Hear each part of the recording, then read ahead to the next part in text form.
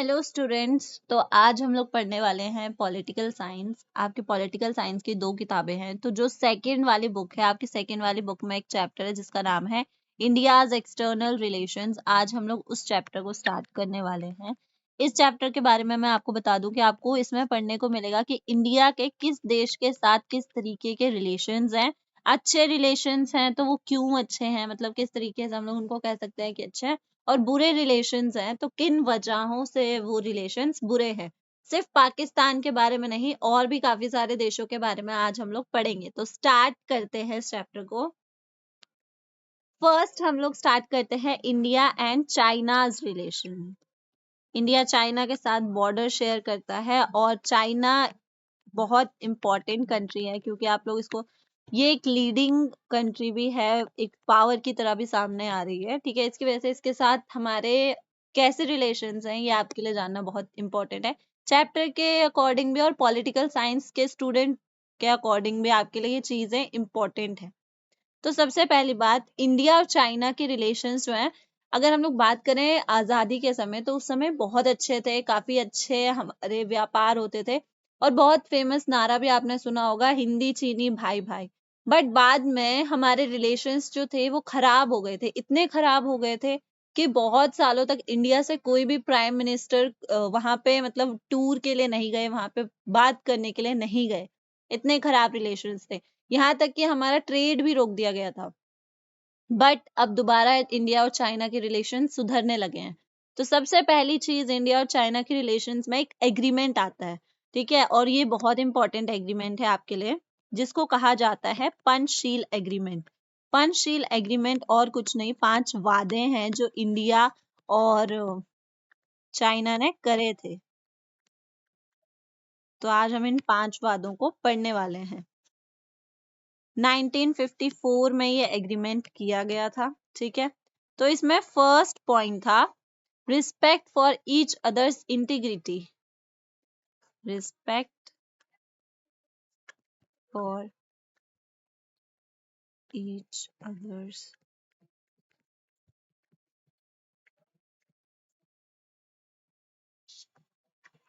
इसका मतलब है कि दोनों ही देशों ने ये प्रॉमिस किया था, ये बात मानी थी कि ये लोग एक दूसरे की इंटीग्रिटी की रिस्पेक्ट करेंगे, कभी भी उससे ऊपर होके नहीं जाएंगे। सेकंड वादा था म्यूचुअल नॉन एग्रेशन, मतलब दोनों ही एक दूसरे को अंडरस्टैंड करेंगे और बेफालतू के झगड़े नहीं होंगे, बेफालतू का गुस्सा नहीं होगा, बेफालतू की मिसअंडरस्टैंडिंग्स नहीं होंगी। थर्ड था not to interfere in each others internal affairs, मतलब आप दोनों देशों के अंदर कुछ भी चल रहा हो, अगर इंडिया में कुछ भी चल रहा हो अंदर, तो उसमें चाइना इंटरफेयर नहीं करेगा, अपनी टांग नहीं अड़ाएगा। और सेम चीज अगर चाइना अपने देश में कुछ कर रहा है, उसमें कुछ चल रहा है, चाहे वो कितनी भी बड़ी प्रॉब्लम हो, तो इंडिया उसमें अपनी टांग नहीं अड़ाएगा। ये दोनों के दोनों ही वादे किए गए थे। फिर आता है नेक्स्ट वादा, equitable and mutually beneficial relationship, मतलब ऐसे हम लोग मतलब ट्रेड करेंगे अच्छे से ताकि दोनों ही देशों को इस रिलेशन से फायदा हो।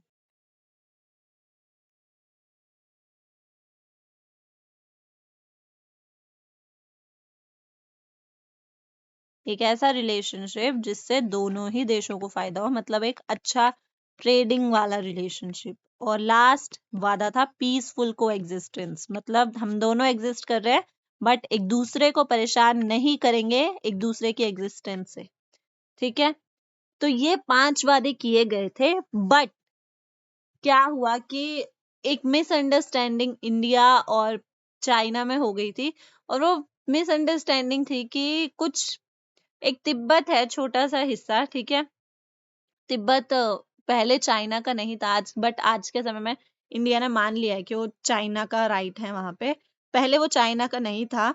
तो उस समय पे क्या हो रहा था कि चाइना जो है वो उसको परेशान कर रहा था। वहां पे एक उनके रिलीजियस लीडर थे जिनका नाम था दलाई लामा, उन लोगों को परेशान कर रहे थे। तो दलाई लामा जो थे वो इंडिया में आ गए थे, और उस चीज, इंडिया ने उनको नहीं बुलाया था, वो खुद इंडिया में आए थे। और उसकी वजह से जो चाइना था उसको ऐसा लगा कि इंडिया जो है वो उनके इंटरनल मामलों में इंटरफेयर कर रहा है, और इसकी वजह से उनको लगा कि ये पंचशील एग्रीमेंट जो है ये उसका उल्लंघन किया गया है, और उसके बाद इंडिया और चाइना के रिलेशंस खराब हो गए थे।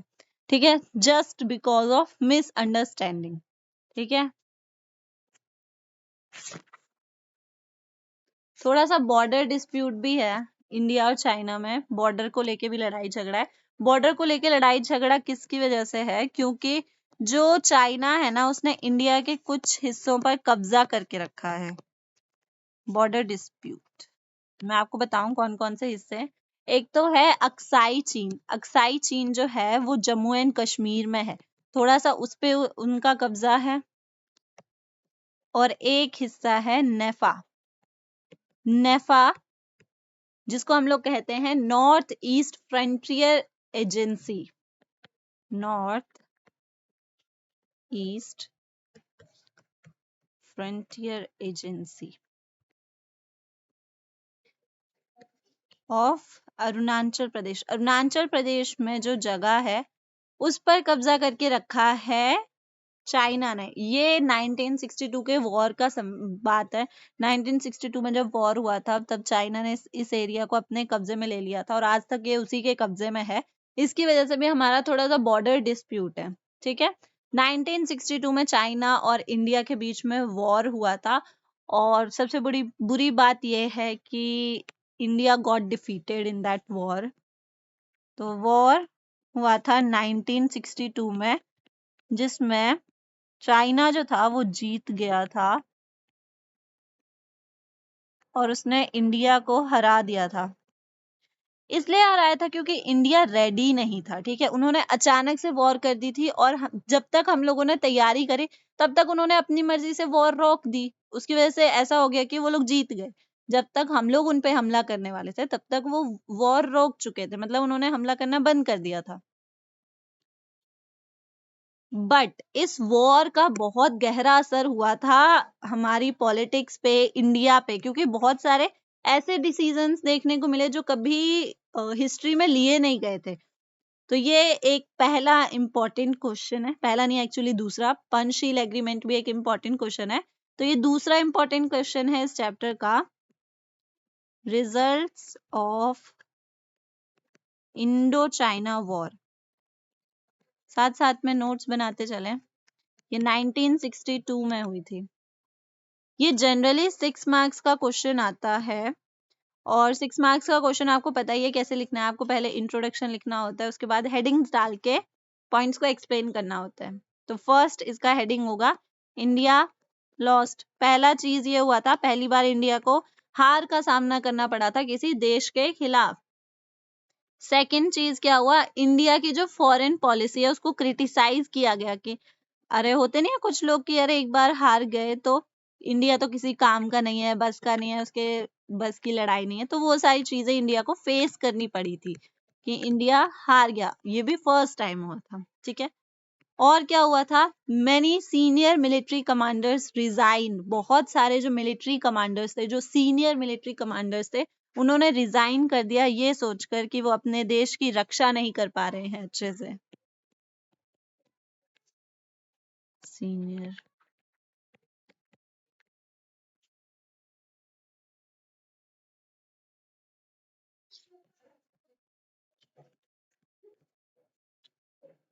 ये वाला क्वेश्चन बहुत बार एग्जाम्स में आता है, तो इसको अच्छे से करना। पहली बार नो कॉन्फिडेंस मोशन लाया गया था। जिनको नहीं पता है नो कॉन्फिडेंस मोशन क्या होता है, तो ये वो स्टेप है जिसके जिसके थ्रू हमारे प्राइम मिनिस्टर को उनके ओहदे से हटाया जा सकता है। तो first time no confidence motion लाया गया था अगेंस्ट जवाहरलाल नेहरू। जवाहरलाल नेहरू, उनके अगेंस्ट में नो कॉन्फिडेंस मोशन लाया गया था। और जो कम्युनिस्ट पार्टी थी उसके दो टुकड़े हो गए थे। एक बनी communist party of India and एक बनी communist party of India Marxist, जिसको एम से जाना जाता है।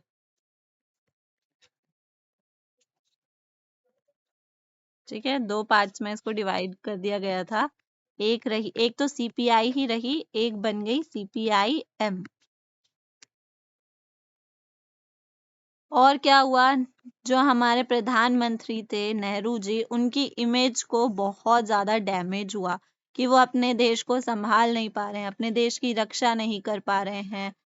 हमारा जो थोड़ा सा हिस्सा था नेफा वाला, उस पे वो कब्जा कर चुके थे अब तक, तो उस चीज को लेके बहुत सारे लोग नाराज थे, बहुत सारे लोग दुखी थे। ठीक है, और सबसे ज्यादा दुखी थे नेहरू जी से कि वो हमारे देश को संभाल नहीं पा रहे हैं। तो ऐसे रिलेशंस हैं हमारे चाइना के साथ। अब आ जाते हैं रशिया। और रशिया का हम सबको पता है कि कैसे रिलेशंस हैं हमारे रशिया के साथ। कोई इंडिया के साथ खड़ा रहे ना रहे, बट रशिया हमेशा खड़ा रहा है। बेस्ट फ्रेंड है इंडिया का। तो हमारे अच्छे रिलेशंस है, तो मैं अच्छे रिलेशंस के ही बारे में लिखूंगी। बुरे रिलेशंस है नहीं, कभी ऐसा सुनने को मिला नहीं कि रशिया की लड़ाई हो गई या हमारी किसी मुद्दे पे बन नहीं रही है। तो वो सब चीजें आज तक सुनने को नहीं मिली है।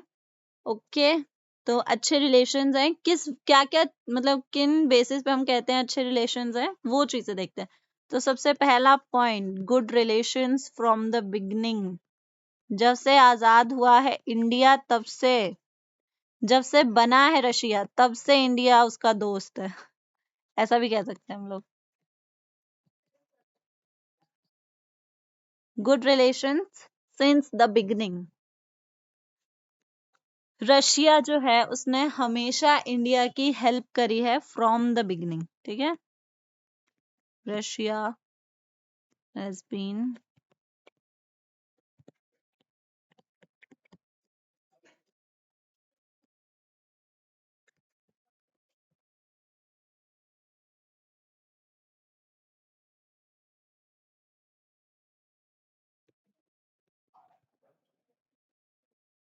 दोनों ही देश मल्टीपोलर वर्ल्ड का सपना देखते हैं। मल्टीपोलर वर्ल्ड होता है कि कोई एक देश पावरफुल ना हो, बल्कि सभी देश पावरफुल हों, सभी देश विकसित हों, सभी देश एकदम डेवलप्ड हों, ऐसा सपना देखते हैं ये दोनों ही देश।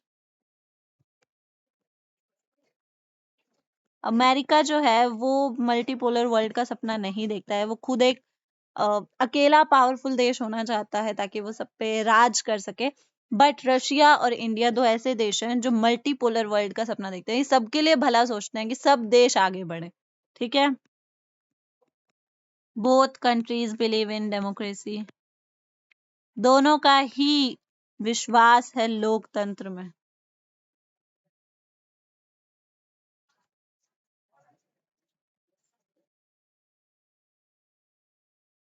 और सबसे बड़ी बात, इंडिया सबसे ज्यादा हथियार रशिया से खरीदता है। India is biggest Russian arms buyer. India is biggest Russian arms buyer. सबसे ज्यादा हथियार इंडिया इसी से खरीदता है। और इंडिया बहुत सारी मात्रा में रशिया से तेल भी खरीदता है। ठीक है, काफी ज्यादा तेल रशिया से इंपोर्ट होता है इंडिया के लिए। स्पेशली वो जो वॉर चल रहा है ना, यूक्रेन का वॉर, तब से तो कुछ ज्यादा ही इंपोर्ट हो रहा है वहां से ऑयल। रीजन उसका ये है कि रशिया से बाकी देशों ने ऑयल खरीदने से मना कर दिया था, बट रशिया के साथ उसका दोस्त तो खड़ा रहेगा ना इंडिया, वो तो खरीदेगा ही।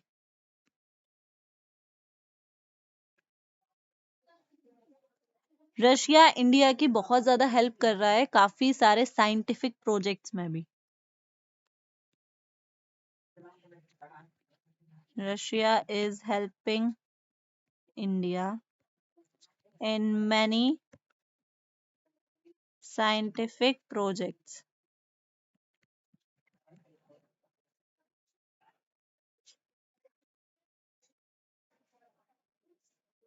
और सबसे बड़ी बात, जब भी कश्मीर का मुद्दा उठता है, तो चाहे कोई इंडिया का साथ दे ना दे, रशिया ने, ये हिस्ट्री है, रशिया ने हमेशा इंडिया के सपोर्ट में कहा है।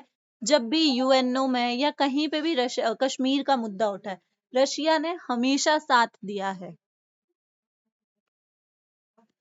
रशिया हैज ऑलवेज इसमें हम लोग कह सकते हैं कि अमेरिका कभी कश्मीर के मुद्दे में इंडिया का साथ नहीं देता, बल्कि मतलब कई बार वो पाकिस्तान का साथ दे जाता है, लेकिन रशिया हमेशा इंडिया का साथ देता है।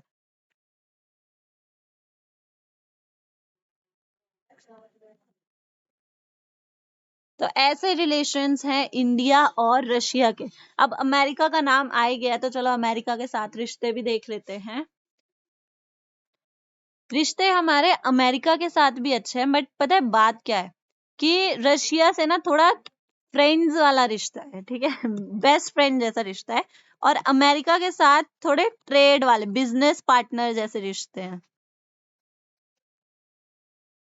ठीक है। तो इनमें हम लोग ज्यादातर व्यापार ही देखेंगे। जब भी आप इंडिया और अमेरिका के रिश्तों के बारे में पढ़े होंगे तब आपको देखने को मिलेगा कि हमारा व्यापार ही होता है इनसे ज्यादातर, और कोई फालतू की बात होती नहीं है। जैसे रशिया जो है वो हमारे साथ कश्मीर का सपोर्ट कर रहा है, हमारे साइंटिफिक प्रोजेक्ट्स में हेल्प कर रहा है, ठीक है। डेमोक्रेसी को दोनों सपोर्ट करते हैं, मल्टीपोलर वर्ल्ड चाहते हैं।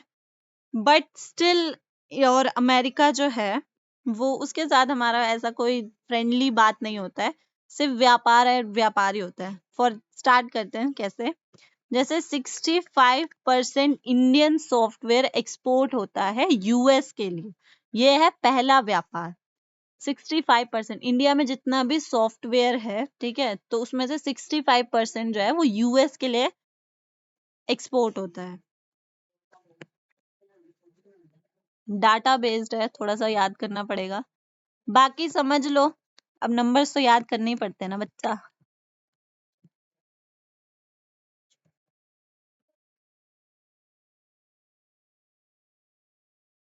35 बोइंग कंपनी है, एक अमेरिकन कंपनी है जिसका नाम है बोइंग। वो एरोप्लेन्स वगैरह बनाती है, ठीक है। एरोप्लेन्स एंड हेलीकॉप्टर्स बनाती है, इंडिया में भी है। उसमें 35% जो एम्प्लॉयज हैं वो इंडियंस हैं, ठीक है। बोइंग कंपनी में 35% of employees are Indian.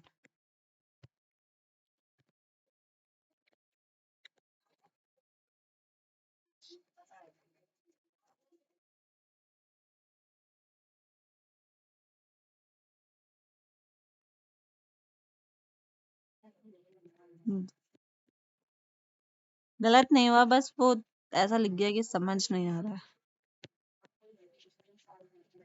Boeing are Indians.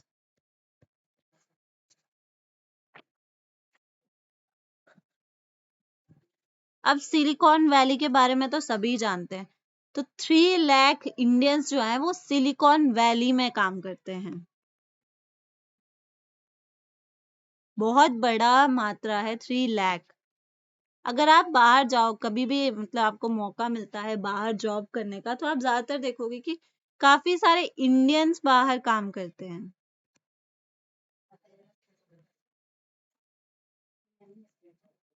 Silicon valley, ठीक है। तो ऐसे रिलेशंस हैं, यही रिलेशंस हैं इंडिया और अमेरिका के। अब बात आ जाती है बहुत प्यारे देश के बारे में, वो भी एक तरीके से वो भी हमारा अच्छा दोस्त है। मतलब रशिया जो है वो बेस्ट फ्रेंड है, ये वाला देश जो है वो फ्रेंड है, ठीक है। इसकी अभी वॉर भी चल रही है। कोई गेस कर सकता है क्या? 3 सेकेंड देती हूँ मैं आपको, आप गेस करके बताओ कि ये कौन सा देश है जिसका वॉर भी चल रहा है, इंडिया का अच्छा फ्रेंड भी है वो। It is Israel. इजराइल के साथ भी इंडिया के काफी अच्छे रिलेशंस हैं, ठीक है। आप लोगों ने बहुत बार, जैसे अभी वॉर चल रहा है तो आप लोगों ने ये चीज सुना होगा कि इंडिया जो है वो इजराइल को सपोर्ट करता है। Second largest arms supplier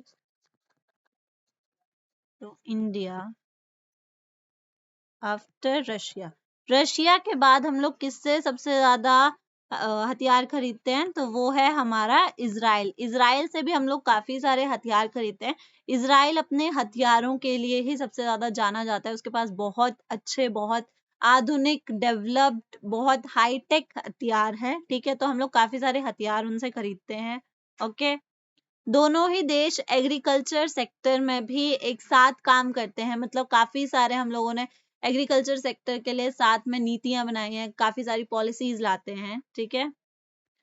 cooperation between, ये दोनों देशों का एग्रीकल्चर, मतलब इजराइल के साथ इंडिया का एग्रीकल्चर की तरफ ज्यादा ध्यान है। Two countries in the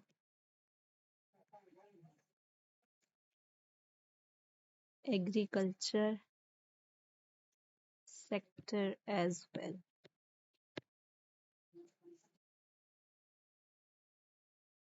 India ने इंडिया ने इजराइल की बहुत ज्यादा मदद करी है उसके इरिगेशन सिस्टम को इम्प्रूव करने के लिए। जैसा कि मैंने बताया कि ये दोनों एग्रीकल्चर सेक्टर में काफी ज्यादा हेल्प कर रहे हैं एक दूसरे की, ठीक है। तो सेम इंडिया ने इसकी हेल्प करी है अपना इरिगेशन मेथड सुधारने के लिए। India has been helped by Israel to improve irrigation methods and productivity of agriculture।